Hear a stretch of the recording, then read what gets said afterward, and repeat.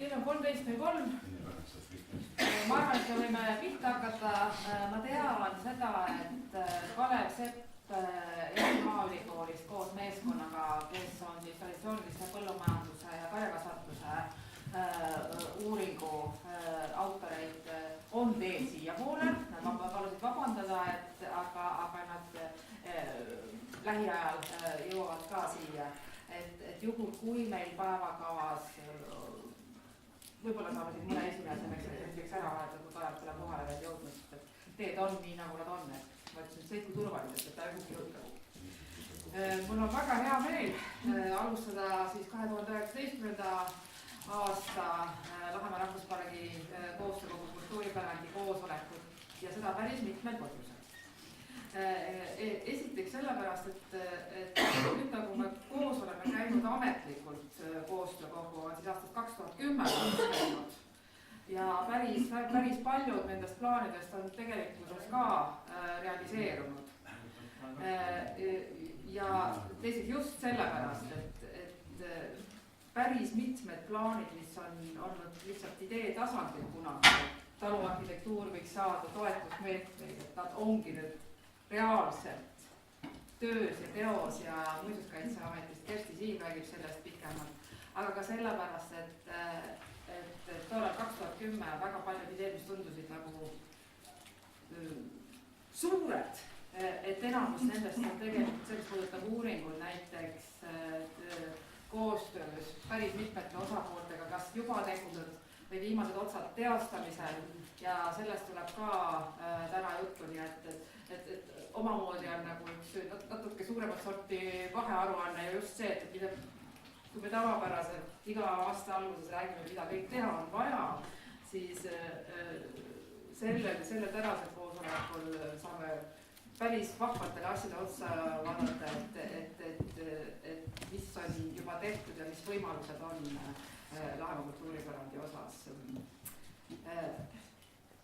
Ja seda sama kõige muret tekitavamat 2006 vist rääkisime, kõige silmatorkavam osa Lahemaa Rahvuspargi maastikust on kahtlemata arhitektuur, hooned, hoonestus ja et Lahemaal on üle 10 000 hoone väärtuslikuks või väga väärtuslikuks on 2010-2012 tõsisemate inventuuride tulemusel hinnatud 2500 ringis väga väärtuslikud eluhooned Lahemaal, nii rehielamud kui asunduselamud, lahuselamud on praegu meil 544. Ja meile nüüd pärast tõsisemaid jõupingutusi ja ühiseid istumisi on Muinsuskaitseametis võimalik hakata sellest aastast alates ka päris mitte muinsuskaitsealusele hoonestusele, vaid väga väärtuslikule Eesti taluarhitektuurile saama toetus ja sellel aastal siis katusetoetus. Ja Kersti Siim räägib sellest lähemalt.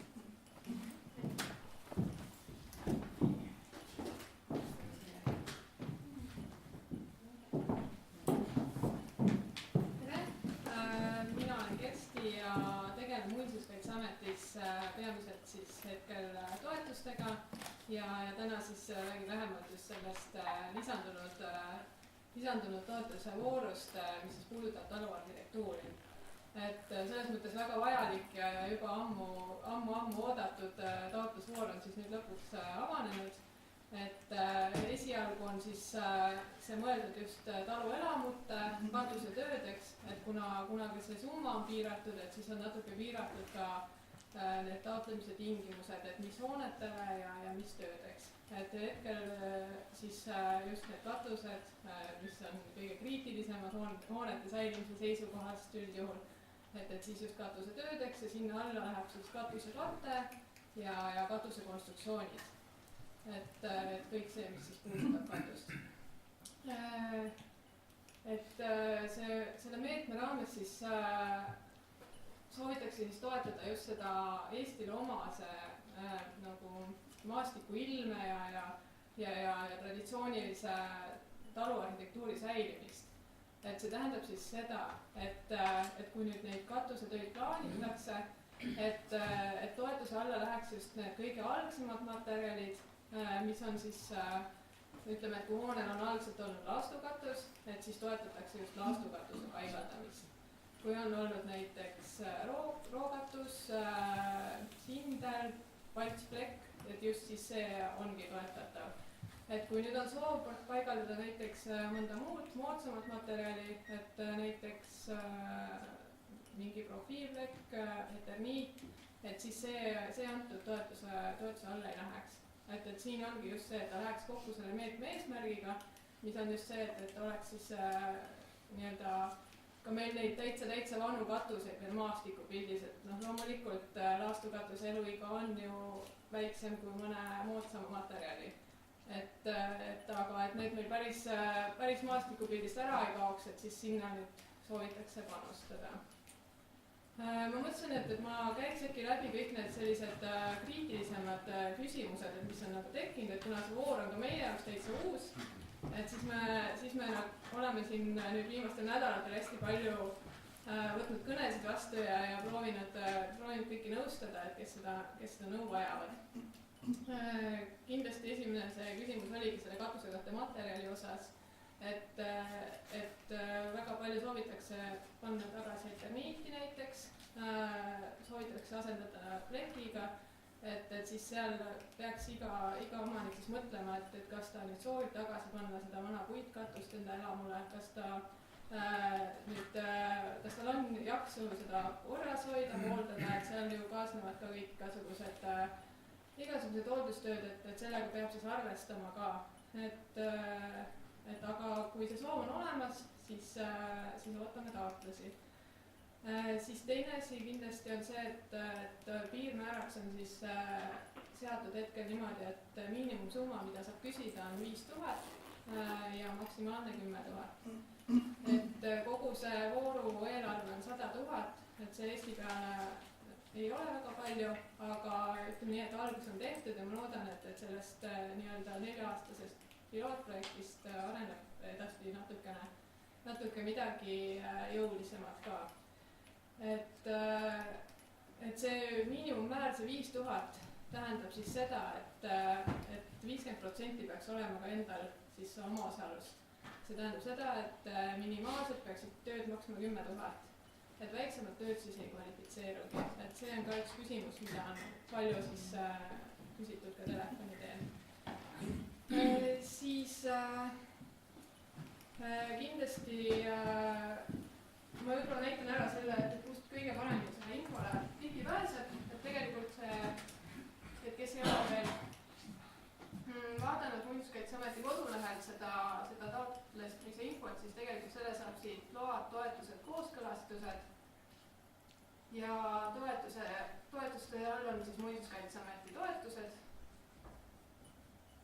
Ja siis tegelikult esimese asjana selle taluarhitektuuri toetuse lahti võtabki. Et siinsamas on siis kõik see taotlemise tingimused, taotlusvorm ja siit altpoolt leidate siis ka info, siis, et kes neid taotlusi hindab ja samamoodi on siin allpool failides on ka hindamismetoodika välja toodud, et näete ka, et mida siis tegelikult hinnatakse. Et ma väga detailselt kõike täna ei jõua läbi vaadata, aga vaataks need olulisemad asjad. Nii. Siis nende taotluste esitamise kõige esimene samm kindlasti on siis see mõelda kõigepealt läbi enda tööd, mis teil hoone siis vajab, siis küsida hinnapakkumised, et need hinnapakkumised on siis aluseks selle taotluse täitmisel, et muidu ei olegi seda taotlust põhimõtteliselt võimalik täita, et kindlasti 2 võrdlevat hinnapakkumist, siis hea oleks, kui need hinnapakkumised oleks võrdlemisi lahti kirjutatud niimoodi, et vähemalt, et seal oleks eraldi siis, ma ei tea, näiteks varakatuse mahavõtmine, kui on näiteks eterniit, siis ka utiliseerimine võiks olla juba sees, siis katusetööd eraldi ja materjalid eraldi. Et vähemalt need kuluread võiksid olla eraldi välja toodud, et seda saab siis nii-öelda seal taotluses rohkem lahti kirjutada, eriti siis, kui teil on plaanis mingi osa oma jõuga ära teha. Et oma finantseeringuna arvestatakse ka seda omaniku siis mitterahalist panust, ehk kui ta näiteks otsustab võtta ise selle vana katuse maha, siis see töö läheb oma finantseeringuna arvesse. Aga sel juhul siis tuleb seda näidata ikkagi niimoodi, et teil on hinnapakkumine võetud kogu selle komplekti peale. Et teil on hinnapakkumises juba kirjas ka see töö, et mida te kavatsete ise teha, seal on fikseeritud see nii-öelda turuhind ja see ongi siis aluseks selle oma nii-öelda mitterahalise panuse arvestamisel. Et selles suhtes ma arvan, et see osa nagu aitab väga palju selles mõttes edasi, et tegelikult meil ju neid meistreid või töömehi on küll, et kes tahaksid võib-olla ise oma maja peal ikkagi tööd teha ja sellega on täitsa arvestatud. Kas seal on protsent ka, et kui palju peab olema rahalist panust ja kui palju võib olla siis mitte rahalist? Ja kusjuures ei ole seda protsenti fikseeritud, et osad on täitsa niimoodi lähenenud ka, et näiteks toetusest plaanivad siis materjalid ja kogu töö siis on mitte rahaline panus, ehk siis oma finantseering. Et selline asi on täitsa võimalik ja minu meelest on see nagu super, super. Et nii, siis ma mõtlen, et mis need olulised kohad veel on, et toetuse taotluse täitmisel või see, mis nagu hästi saab ära teha, ongi, et see taotlus ise oleks hästi kvaliteetne. Et hetkel on nii palju, kui need on tulnud, on ikkagi suhteliselt napisõnalised ja ma kardan, et lihtsalt hindamiskomisjon ei saa ka sealt väga palju infot. Tegemist on ju väga paljuski nende hoonetega, mis meil ei ole kaitse all, ei ole kuskil registris ja meil ei ole tegelikult reaalset infot nende kohta. Et see, mis omanik sinna kirja paneb, et see on kõige olulisem infoallikas. Et siis kindlasti panustada nende kirjelduste peale ka, ja ma saan aru, et see on nõutud ka fotod juures, et praeguse ilmaga katuses fotot saada on üsna müstiline ettevõtmine. Ma saan täitsa aru sellest, aga oluline siis oleks, et oleks vähemalt tervest hoonest foto, et näha, mis tüüpi hoonega üldse tegemist on. Ja et kui on võimalik, siis näiteks katuse alt pööningu korruselt kahjustustest teha ka fotosid. Et see on ka väga informatiivne, et muud lahendust praegu ei ole. Et need, kes plaanivad näiteks järgmise aasta vooru kandideerida, nendel on suvel aega teha küll neid pilte ja ette valmistada võib-olla rohkem. Siis fotod on. Ma mõtlen, millest veel hästi oluline on rääkida. Võib-olla see projekti osa, et seal on praegu kirjas niimoodi, et taotlusele tuleks lisada ka nõuetekohane projekt. Et see tähendab, väga paljud siis nagu arvavad, et nad peavad kohe selle projekti sinna juurde panema. Et tegelikult meil on praegu niimoodi kokku lepitud, et seda projekti seal valmis kujul ei pea praegu juures olema. Et tuleb panna märge, et kui kohalik omavalitsus nõuab projekti, et siis tuleks see märge sinna juurde panna, jah, projekt on nõutud ja ajakavas siis lahti kirjutada, et mis ajal toimub projekteerimine, kooskõlastamised, tööd. Et asi on lihtsalt selles, et tuleb arvestada, et kui näiteks toetust saate, siis need tööd peaksid lõppema selle aasta lõpuks juba. Ja seal on juba see projekteerimisaeg ja kõik need asjad tuleb siis reaalselt vaadata, et kas see lõpuks siis jõuaks nii-öelda tulemuseni ka. Et jah, et selles mõttes, et abikõlbulikkuse periood on 1 kalendriaasta. Et kui tundub, et hetkel läheb väga kiireks, et siis mina soovitan seda taotlust esitada järgmise aasta vooru. Ja ma arvan, et see järgmise aasta voor avatakse selle aasta lõpus. Et lihtsalt kuna meil on tegemist uue meetmega, siis praegu aasta alguses me üritamegi hästi nüüd kiirelt tegutseda, et jääks siis nendele toetuse saajatele aega ka neid töid teostada. Et me ei tahaks nagu väga pikaks seda nii-öelda taotluste läbivaatamist ja kõike lükata, et me ei oleks nagu, et me ei tekitaks rasket olukorda nendele, kes toetust reaalselt saavad. kas järgmise aasta toetuse sihtotstarve on sama? Hetkel tundub küll, et see jääb samamoodi katusetöödeks. Et vähemalt järgmise aasta ma ei oska nüüd, kuna see on nüüd 4 aasta peale, iga aasta siis 100 000, et praegu on küll nagu jutt see, et järgmine aasta on katused, aga ma ei oska öelda, mis ülejäänud siis 2 aastal on. Et võib-olla muudetakse midagi, võib-olla mitte, et oleneb nüüd, kui palju taotlusi tuleb, mis see nõudlus on, et sellest oleneb hästi palju. Ma arvan, et äkki ma vastaks hea meelega küsimustele, sellepärast et seda infot on päris palju, et võib-olla on mingid asjad, mis on segaseks jäänud, midagi vaja üle selgitada, et siis ma hea meelega. Nii et päris majaprojekti ei pea olema või? 26. aastal ehitatud maja, ega seal mingit projekti? Seal on niimoodi, et kui nüüd katusetööd on ja plaanitakse näiteks katusekatte asendamist, et üldiselt on niimoodi, et kui katusekatte materjal muutub, et siis ehitusseadustiku järgi on projekt juba ka nõutud. Terve maja või siis? Ei, ainult katusetöödeks siis. Et seda ma soovitan kindlasti kohalikust omavalitsusest üle täpsustada, et mis nende nõuded on, et iseenesest Muinsuskaitseamet projekti ei nõua, aga kui kohalik omavalitsus ütleb, et jah, projekt on nõutud, siis on see vajalik ja siis sel juhul tuleb selline kõrvaltingimus, et kui toetust saadakse, siis see toetus makstakse välja siis, kui projekti kooskõlastused on kõik korras ja käes. Et siis saab toetuse kätte, aga muidu, kui projekti vaja ei ole, siis see toetus kantakse 14 päeva jooksul üle peale selle otsuse saamist. Ma korraks täpsustan, et kui nüüd Lahemaa rahvuspargis on tegevus või see hoone, et siis tuleb Keskkonnaameti nõusolek ka saada. Just, et kõik vajalikud kooskõlastused, et samamoodi, et võib ka näiteks muinsuskaitsealune hoone küsida toetust, aga siis on ka Muinsuskaitseameti kooskõlastus sinna nõutud. Et kõik need kooskõlastused tuleb korda ajada enne siis tööde algust. Aga kui kähku see läbivaatamine käib, sest hinnapakkujad küsivad, nemad tahavad oma tööd nüüd planeerida, et kas selleks suveks või ja...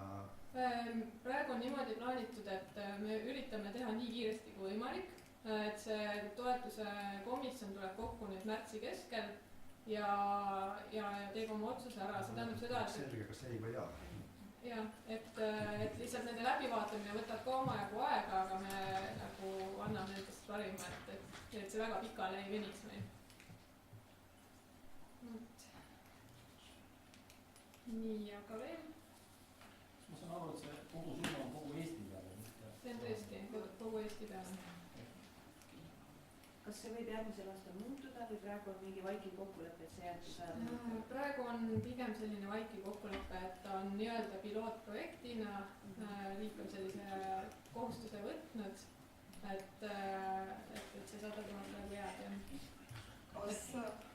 Kas sellel momendil võiks siis Muinsuskaitseamet teavitada, et kuna tundub, et see on väga populaarne teema, et nii, et nüüd on tahad otsas? Või on see tähtaeg, et avaldusi saab esitada võt nii kaua?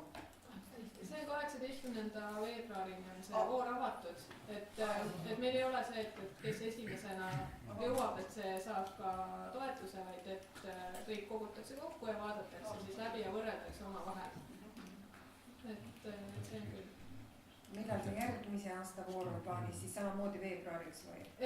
See ilmselt avatakse ikka selle aasta lõpus juba, et see oleks loogiline, et siis on tegelikult taotlejal või ütleme toetuse saajal aega terve aasta neid töid planeerida, et tegelikkuses on ka praegu, et näiteks kui praeguseks oleks mõned tööd juba alustatud, aga ütleme nende eest ei ole nagu tasutud, et tegelikult see abikõlbulikkuse periood hakkab juba 1. jaanuarist. Et kui näiteks nüüd see toetusotsus tuleb positiivne, siis tegelikult saab juba neid töid, mis praegu tehtud on, ka siis näidata, selle aasta sees tehtud, et näidata siis ikkagi toetuse eest tehtavate töödena. Aga taotluse enda esitamise juurde pole vaja kooskõlastusi näidata, need võivad tulla ka märtsi jooksul peale?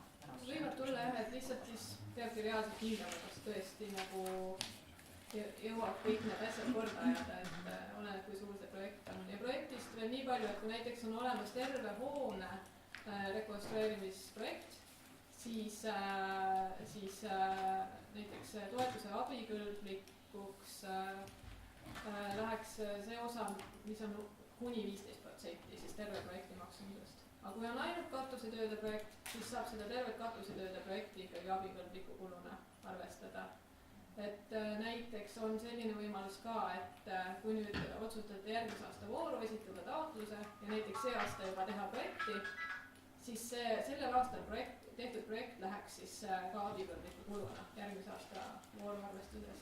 Et kui projekteerida, siis tegelikult oleks mõistlik järgmisse aastasse ikkagi üritada pigem. Jah, aga siis peab lihtsalt arvestama, et võib-olla juhtub, et ei saa seda toetust. Et kui ei ole plaanis päris nende töödega ikkagi vaatamata sellele, kas toetust saab või ei saa nagu edasi minna, et siis lihtsalt see projekt nagu nii-öelda ainult toetuse pärast võib-olla ei ole ka väga mõttekas teha, onju.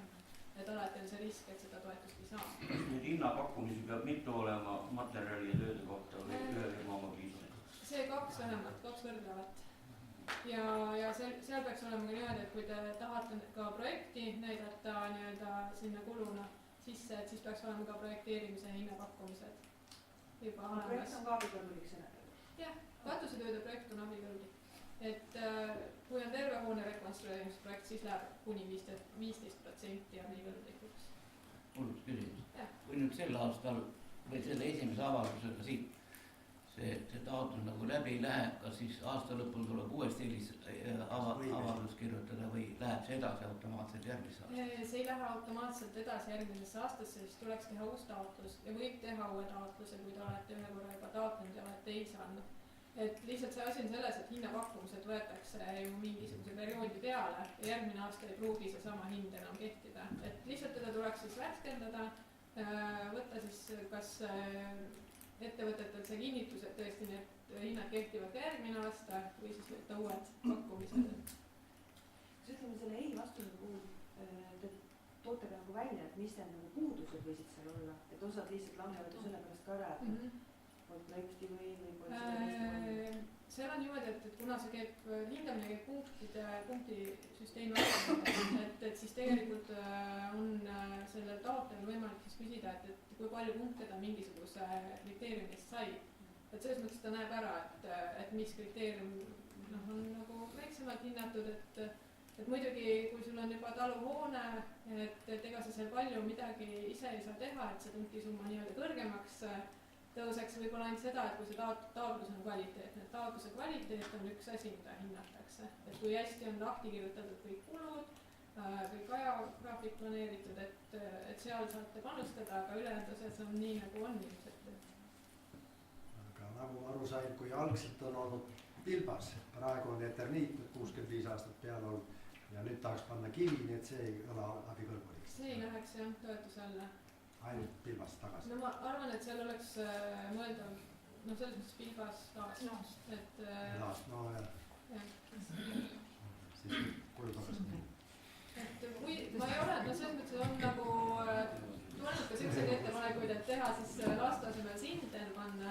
Et ma ei ole öelnud, et ärge siis seda taotlust esitage, et ma lihtsalt ei tea, kuidas hindamiskomisjon seda siis hindab, et puitkatus ikkagi, aga samas mitte päris see, et ma küsin ikkagi ka veel, et abikõlbulik ongi ainult puidust materjal?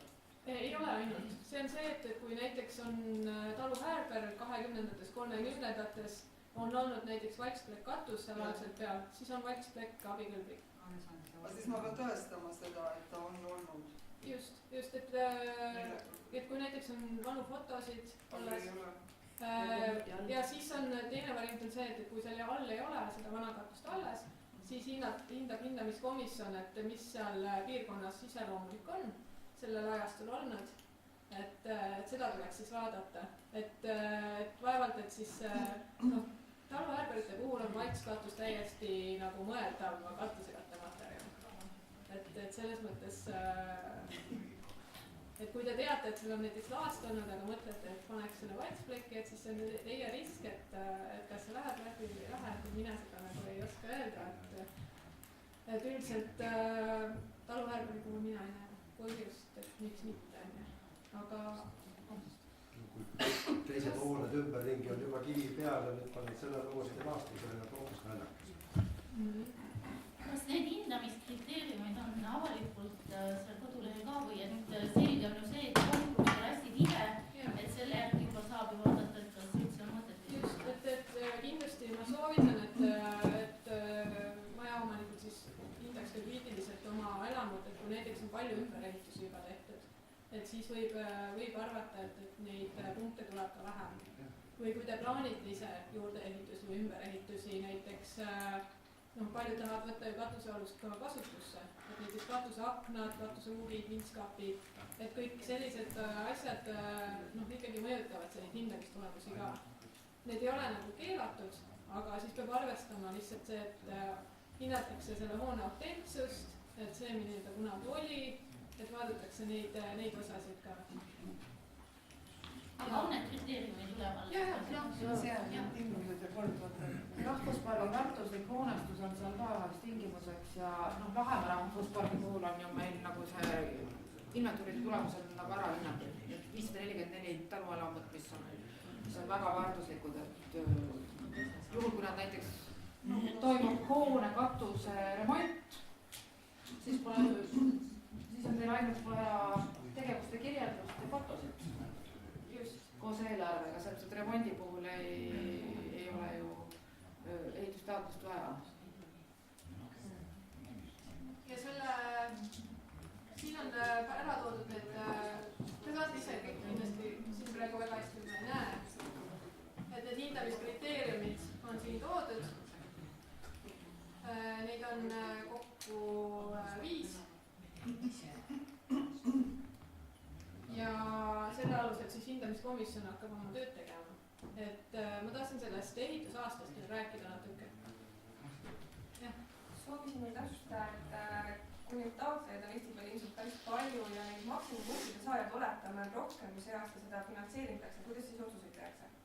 Ja kes valitakse, et ütleme, et nagu... Hoone kultuuriväärtus või rahvuspargis ja on säilinud see tekib pingerida põhimõtteliselt. See, kellel rohkem punkte on, et see, kui tekib mingi olukord, et on võrdselt punkte, et siis on seal omad kriteeriumid veel, et hinnatakse näiteks kõrgemalt seda, mis on saanud kultuuriväärtuse punkte kõrgemalt. Et seal on ära toodud ilusti, et mis see nagu süsteem on. Aga ma tahtsin seda ehitusaasta kohta veel natukene täpsustada, et komisjon siis vaatab seda ehitusaastat ehitisregistrist, aga alati ei ole seal need andmed ka kõige õigemad ja vahepeal puuduvad üldse. Ja sel juhul tuleks siis omanikul endal panna see teadaolev või arvatav ehitusaasta kirja, et kui ta näiteks ehitisregistris ei ole seda aastat antud, seda esmast kasutuselevõtu aastat, siis te teate, et on näiteks 1920-ndast, siis tuleb see taotluses kirja lihtsalt panna. Kui teil on olemas ka selle kohta tõendavaid dokumente, mingeid ehitusprojekte, ümberehitusprojekte, et siis selle koopia juurde panna. Kui ei ole, siis jääb hindamiskomisjoni otsustada, kas see hoone paigutub sinna enne 1940. Et selles mõttes ei ole katki midagi, kui see ehitisregistri andmed on võib-olla siis puudulikud. Siin on rõhutatud või helistatud on Rebala muinsuskaitseala. Rahvuspark.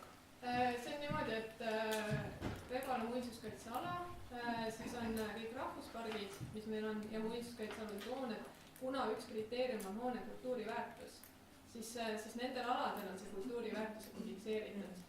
Et teistel juhtudel, kus hoone ei asu ühelgi nendel aladel, et siis hindamiskomisjon ise siis hindab seda kultuuriväärtust. Et see lihtsalt, see annab siis ühe lisapunkti nendele hoonetele.